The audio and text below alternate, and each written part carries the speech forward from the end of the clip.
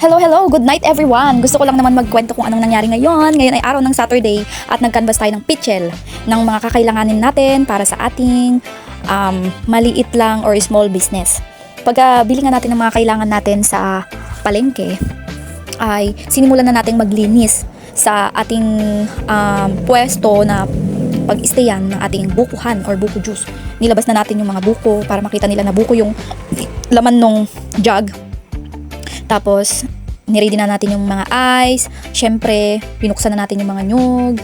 Ginayad na natin siya. At nilagay sa juice. At nilagyan ng konting asukal. Para hindi mag-diabetes yung mga bibili. Konting asukal lang kasi pure po yung buko ko. Oo, hindi naman po malaki yung kita ko talaga dito. Pero nag-enjoy ako. At least, meron akong naiipon pa konti-konti. Okay. At balik na tayo sa ginagawa ko dyan na preparation para sa ititindahan natin na tapioca with nyog or with buko kasi malambot po yun. Pang buko juice ko ngayon pero sobra-sobra na yung ilalagay ko sa buko juice. Ang ginawa ko ay isinet aside ko yung mga malalambot sa medyo matitigas konti para ihahalo natin yun sa glutinous rice. Parang yung uso-uso ngayon na tapioca, pero kasi yung ginawa kong tapioca may nyog siya. Hinalo ko yung glutinous rice sa nyog. At kung napapansin nyo nga dyan sa video, masaya talaga ako kasi pakonti-konti nakakaipon na ako ng gamit ko, pantinda. Siyempre kailangan mo talaga yan. Alangan naman kamayin mo yung ipiprito mo na tapioca. Tapos prepare ko na nga yung mga kakailanganin ko dyan para mag-start na tayo na gumawa ng ating paninda. Ayan. Pinakita ko nga dyan yung mga nabili ko and nakaka-proud lang kasi sakto lang yung budget natin. Hindi masyadong malaki, hindi masyadong maliit. Ay, yung ganun. Pero ayan, sinimulan na nga natin yung pagtitimpla ng ating tapioca with buko. Una natin ginawa. Binuhusan natin ang glutinous rice, nilagyan natin ng kutsarita ng baking powder, hinalo-halo natin, nilagyan ng water. And pagkahalo-halo natin, dinadagdagan ko ngayon ng harina kasi masyadong madaming tubig akong napalagay. At nagpapasarap nga yung 5 kutsara ng asukal na brown. At pagkatapos nirest ko yan ng mga 15 minutes at nilagay na ang ating buko na malambot. At hinalo-halo natin. Pagkatapos na natin nahalo yan, ay ipiprito na natin. Hinanda na natin yung mga gagamitin panluto. Yung unang ginawa ko ay nilaga ko muna, nagpakulo ako na sa kaldero tapos nilaga ko yung unang ginawa ko and para malambot siya. Pero ang nangyari parang naging palitaw, hindi naging maganda yung formation niya. Then ako ng mantika at nilagyan ko ng sugar. Tapos nung nilagyan ko na ng sugar, tinabi ko na at hala, nakikita nyo naman, sobrang lambot. Hindi siya nag-i-stay sa stick. Hay nako. Kaya nakaisip tayo ng paraan para sabi ko, ayoko malugi, ayoko ding masayang to. Gusto ko na matinda lahat ito. Binoble na lang natin ng balot.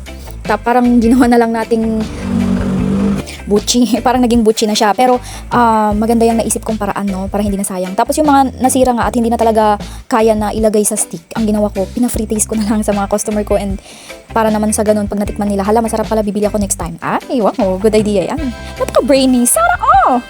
Pagkatapos nga, ako na lang pala magbibigay ng effect sa mga pinagsasabi ko na or sa pagbo-voice over ko. And nung naluto nga yan, maya-maya kasi may bumibili ng buko juice natin. Alangan naman, mas unahin pa natin yan, di ba? Kaya inuuna ko muna yun. Alam nyo ba, kwento ko lang, share ko lang. Natutong yung sugar. Kaya may natutong na 3, tapos 2 beses ako nakatutong ng asukal. Pero pagkatapos nga nun, dinisplay na natin. Hindi ko ina-expect na may bibili. Unang customer ko yung uncle ko pa. Tapos isa sila ni Tita Ata.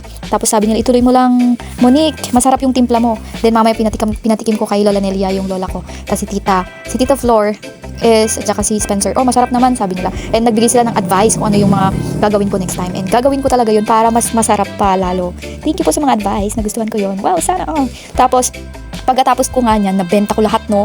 Ang naging successful kasi, mga 11 pieces lang na tinudok. 2 15, at saka, yung the rest is puro 10 pesos na. Natinda ko nga yun lahat and nagustuhan naman nila. Then, dahil nga, with honor yung aming friend na ka-member, ay nakikain tayo. Iniwan na, diyan naman tayo magaling, makilanit. Uso-uso yan sa atin ng mga Filipino. Ay, kung hindi ka Filipino, hindi ka pupunta sa birthday yan. Charis. Pero, ayun, nakasave ng energy and syempre, nakatipid ng budget. Wow. Pagka-uwi nga natin dahil sinipag tayo, nilinisan na natin lahat ng mga kailangang linisan ng mga pinggan at lahat ng mga nagamit ko para bukas hindi na ako stress na pagising ko. Wow! Gatambak na mga hugasin. And yun lang for today's video. Sana nagustuhan nyo ang mga pinagsasabi ko dito. Bahala na kayong humusga pero hindi talaga ako mahilig mag-edit ng hindi ako marunong din talaga.